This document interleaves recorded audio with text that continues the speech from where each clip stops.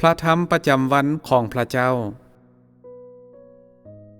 ยิ่งพระเจ้าหล่อหลอมผู้คนหัวใจของพวกเขายิ่งสามารถฮักพระเจ้าหลายสำนั้นความทรมานที่อยู่ในหัวใจของพวกเขาเป็นประโยชน์ต่อชีวิตของพวกเขาสามารถสงบสุขอยู่ต่อหน้าพระเจ้าได้หลายขึ้นความสัมพันธ์ของพวกเขากับพระเจ้าก็ใกล้ชิดขึ้นและพวกเขาสามารถเห็นถึงความฮักสูงสุดของพระเจ้าและความหลอดพ้นสูงสุดของพระองค์ได้ดีขึ้นเปโตรประสบกับการล่อหลอมหลายห้อยครั้งและโยบประสบกับการทดลองหลายครั้งถ้าพวกเจ้าปรารถนา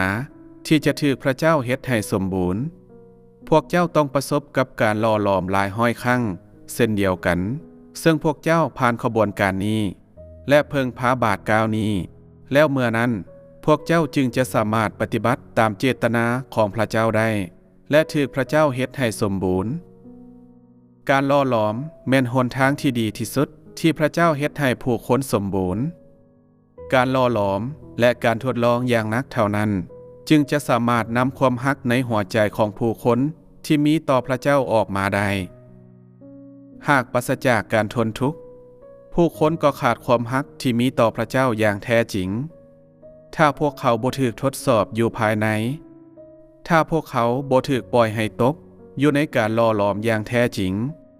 แล้วหัวใจของพวกเขาก็จะเลื่อนลอยอยู่ข้างนอกตลอดเวลาเมื่อถูกล่อหลอมจนฮอดจุดใดหนึ่งเจ้าจะเห็นความอ่อนแอและความยุ่งยากของเจ้าเองเจ้าจะเห็นว่าเจ้ากำลังขาดเขินหลายสำไหนและเจ้าจะบ่สามารถเอาชนะปัญหาต่างๆที่เจ้าเผชิญอยู่และเจ้าจะเห็นว่าความกบฏของเจ้าเองหลายสำไหนอยู่ในระหว่างการทดสอบเท่านั้นผู้คนจึงจะสามารถรู้สภาวะที่แท้จริงของพวกเขาแท้การทดสอบยิ่งมีความสามารถเฮ็ดให้ผู้คนสมบูรณ์ยิ่งขึ้นในระหว่างเวลาชั่วชีวิตของเพิ่นเปโตรประสบกับการล่อหลอมหลายห้อยครั้งและผ่านการล่อลวงที่ทะลุหลายครั้งการล่อหลอมนี้กลายเป็นพื้นฐานของความฮักสูงสุดที่เพิ่นมีให้กับพระเจ้าและเป็นประสบการณ์ที่สำคัญที่สุดตลอดทั้งชีวิตของเพิ่นเหตุผลหนึ่งที่เพิ่นสามารถมีความฮักสูงสุดให้กับพระเจ้าก็ย้อนความตั้งใจของเพิ่นที่จะฮักพระเจ้าถึงอย่างใดก็ตามสำคัญไปกว่านั้นมันแม่นย้อนการล่อหลอมและการทนทุกข์ที่เพิ่นได้ประสบการทนทุกข์นี้ได้กลายเป็นเครื่องนำทางในเส้นทางแห่งการฮักพระเจ้าและเป็นสิ่งที่น่าจดจำที่สุดสำหรับเพิ่น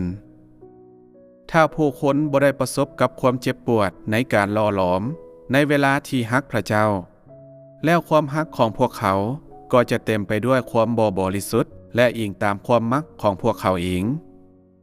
ความฮักแบบนี้แม่นเต็มไปด้วยแนวคิดของซาตานและโดยพื้นฐานแล้วบ่สามารถตอบสนองต่อเจตนาของพระเจ้าได้เลย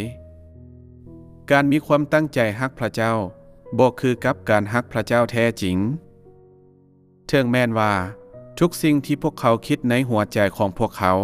แม่นเพื่อเห็นแก่การฮักพระเจ้าและเฮ็ดให้พระเจ้าพอใจและเบิ่งคือว่ามีเพื่อพระเจ้า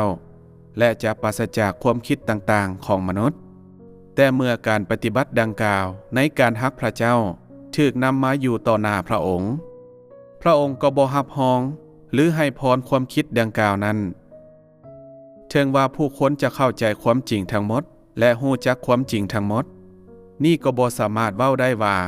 มันเป็นเครื่องหมายแสดงให้เห็นถึงการฮักพระเจ้ามันบ่สามารถเว้าได้ว่าคนเหล่านี้มีความเป็นจริงในการฮักพระเจ้าถึงแม้นว่าผู้คนจะเข้าใจความจริงหลายอย่างโดยบ่ได้ผ่านประสบการณ์ล่อหลอมก็ตามพวกเขาก็บ่สามารถนำความจริงเหล่านั้น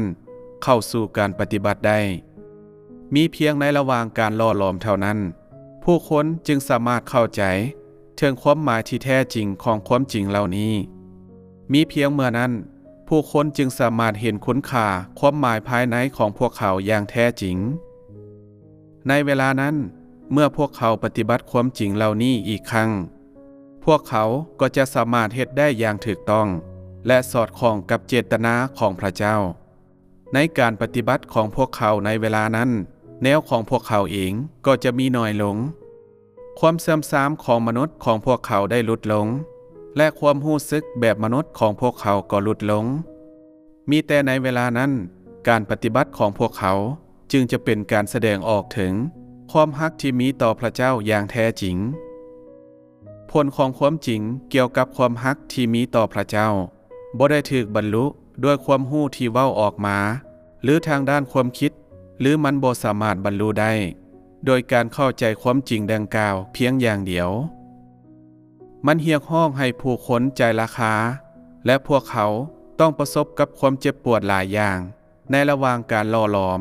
และมีแต่เมื่อนั้น